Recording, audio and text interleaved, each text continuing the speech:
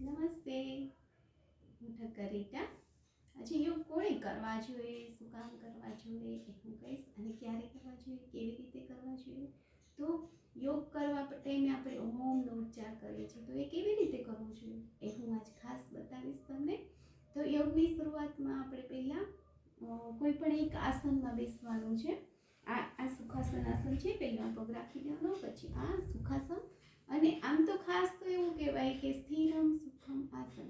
આપણને જે આસનમાં બેસવું ફાવતું હોય એ આસનમાં બેસવું જોઈએ.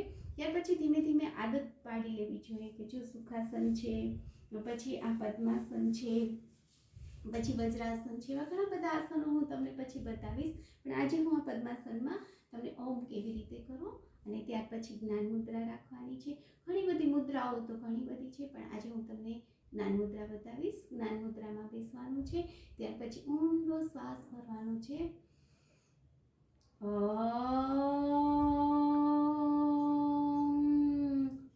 ઉ અને મ. મનો ઉચ્ચાર બ્રહ્મા, વિષ્ણુ અને મહેશ.